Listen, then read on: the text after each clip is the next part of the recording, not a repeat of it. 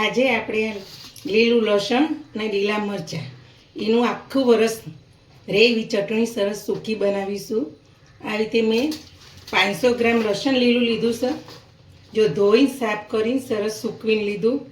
અને આ રીતે 300 ગ્રામ મરચાં, 500 ગ્રામ લીલું લસણ અને 300 ગ્રામ લીલા મરચાં એના આપણે સરસ કાતરથી તો ચપ્પાથી કટિંગ ઝીણા ઝીણા કરી અને આપણે ઝીણા ઝીણા કટ કરી દઈશું. અને પછી સાળે સૂકવવાનું છે. ચાલો આપણે એને કટ કરી દઈએ. આપણે જો મરચાં અને આ લસણ બંને કટ કરી લીધા ઝીણા ઝીણા. હવે આ રીતના આપણે દુપટ્ટો લઈ અને આ રીતના આપણે લસણ જેમ સૂકવી રીતના સૂકવી દઈએ. હવે આ બાજુ મરચાં પણ આ રીતના સૂકવી દઈએ.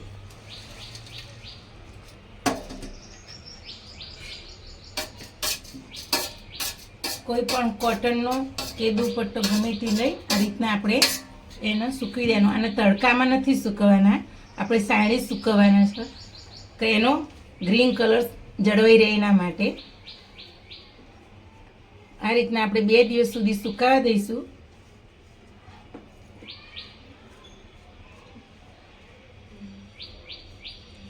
બે થી 3 દિવસ લાગશે સુકાતા.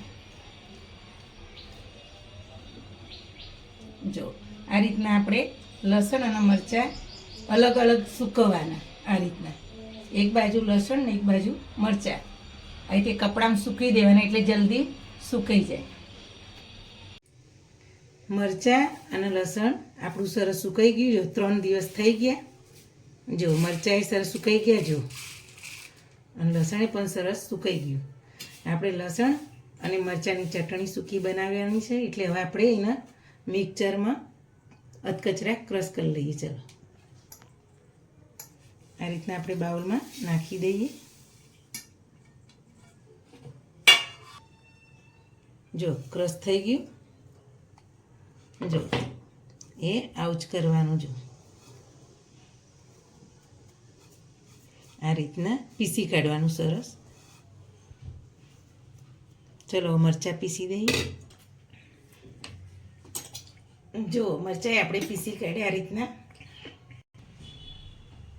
જો આપણે મરચાં અને લસણ બે મિક્સ કરી દીધું.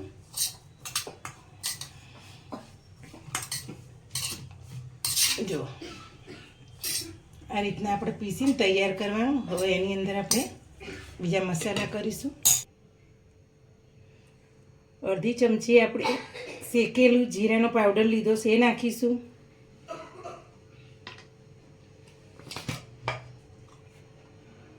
સ્વાદ અનુસાર આપણે મીઠું નાખીશું.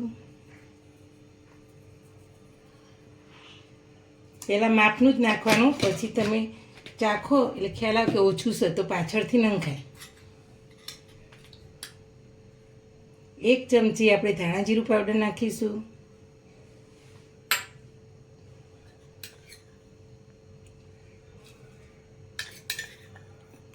બે ચમચી જેટલી કચરી વરિયાળી આપણે ટીચીને નાખી.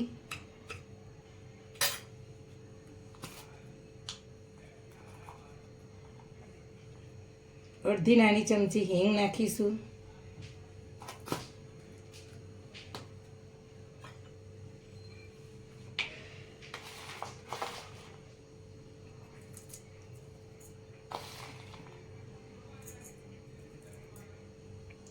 બે ચમચી આ નાખ્યો. અને જો તમને ગળપણ ના ભાવતું હોય તો તમે સ્કીપ કરી શકો છો.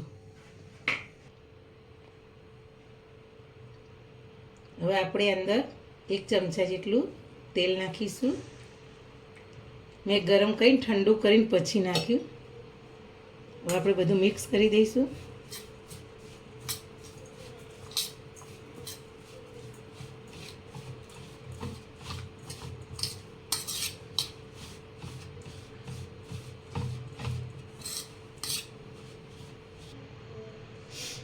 એક નાની ચમચી આપણે લીંબુનો રસ નાખીશું. હવે બધું જો આ રીતના મિક્સ કરી દઈશું.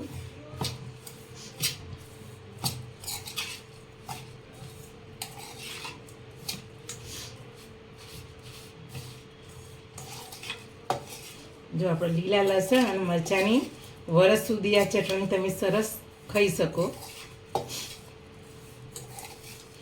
જો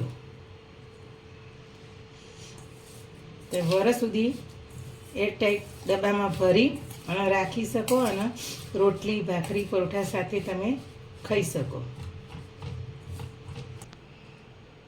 આપણે આવી રીતે કાચના વાટકામાં ભરી લઈશું.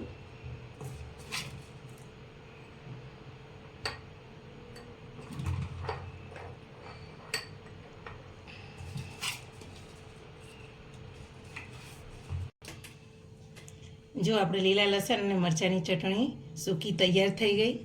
મેં આ રીતે બાઉલમાં ભરી લીધી કાચના. મારી આવી અવારનવાર નવી નવી વાનગી જોવા માટે મારી ચેનલને શેર કરજો, લાઈક કરજો અને સબસ્ક્રાઈબ કરજો.